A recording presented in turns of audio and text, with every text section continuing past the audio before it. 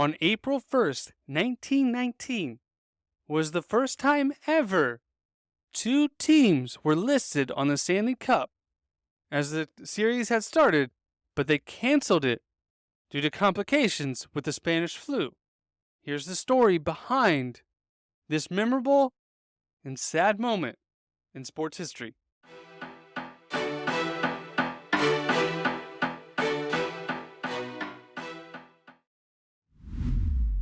Welcome to Daily Sports History. I'm Ethan Reese, your guide to a rapid deep dive into sports history every day. Now, the 1919 season had its ups and downs due to the Spanish flu really starting to take place, starting in 1918. Now, we all know about the pandemic of COVID-19, and it was often compared to the Spanish flu, as it was our last previous pandemic.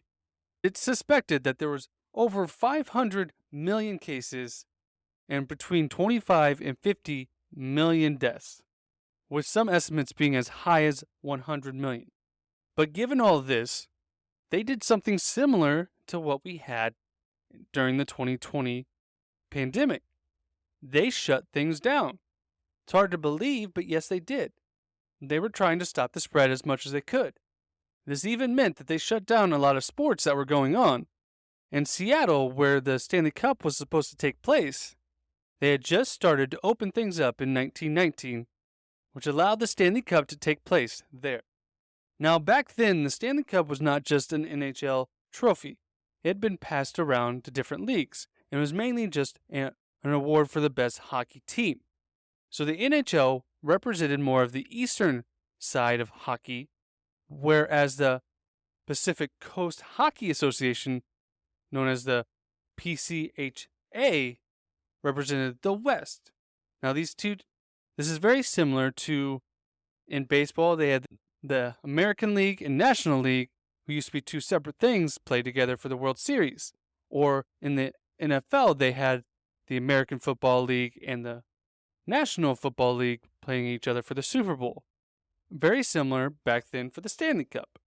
And the two teams that met each other were the Montreal Canadiens and the Seattle Metropolitans, better known as the Seattle Mets. Now, before these two teams played, they actually played to see who would win their respective leagues. And the Montreal Canadiens played against the Ottawa Senators in a best-of-7 series, with the Canadiens winning 4-1.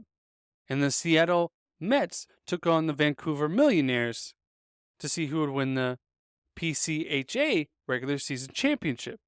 I know. I wish there was still a Vancouver's Millionaires, because that is a great team name. But unfortunately, despite that name, they were not able to pull out the victory.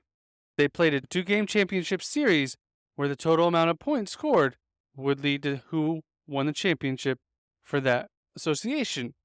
And the Mets won 7-5, leading to the Stanley Cup Finals featuring the Montreal Canadiens versus the Seattle Metropolitans.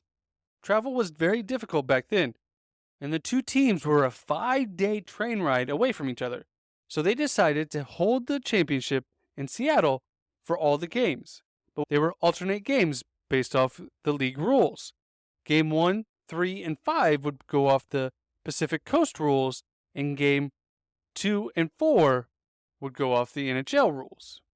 The main difference in these rules was the Pacific Coast League had 7 players on the ice at a time, with an extra position called the rover, and the NHL rules only had 6, as well as the Pacific League had forward passing, and the NHL did not.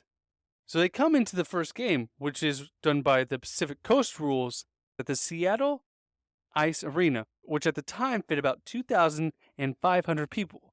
But they were packing over 3,000 people in for every single game, with people even looking in from the roof.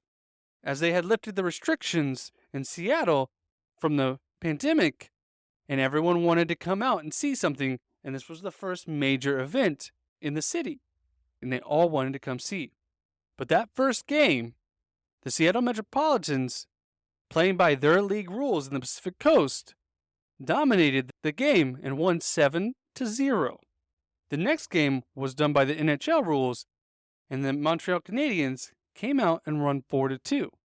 Switching back to the Pacific Coast rules, Seattle again came out scoring with another 7-goal game, winning 7-2. But Game 4 is when things start to get a little interesting and things start to go a little different than any other Stanley Cup final. After playing a whole game going scoreless, they go into overtime and play another 20 minutes scoreless. Both goalies blocked every shot coming to them, and by the end of 20 minutes in overtime, players were starting to collapse on the ice, and maybe they were already starting to show signs of sickness. But nobody wanted to believe that the flu was still around. They all just thought these guys were tired playing this whole game. So they called the game, saying the tie, and they would play the Game 4 by the NHL rules, which was technically going to be Game 5. So they came into the 5th game, and the Seattle Metropolitans led the series 2-1.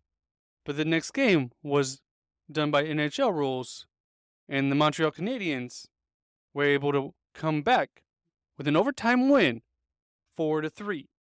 But this game also had multiple players collapse due to exhaustion, and the Mets only had one substitute player left, as all their players were too exhausted to take the ice anymore. So the final game of the series was set to be the 6th game, as the series was tied 2-2, and it was to be played on April 1st. But before that game could be taken to place, 3 Metropolitan players had been taken to the hospitals with fevers between 101 and 105 degrees Fahrenheit. And due to this, they canceled the game just 5.5 hours before it was supposed to start. And the Montreal Canadiens actually tried to forfeit the game. But the coach for the Seattle Metropolitans, Pete Muldoon, refused to accept the cup in a forfeit and wanted to actually delay the series and maybe actually move it to Vancouver, as they were not experiencing an outbreak again of the Spanish flu, which was now happening in Seattle. So they decided to wait until maybe both the teams got to feel better.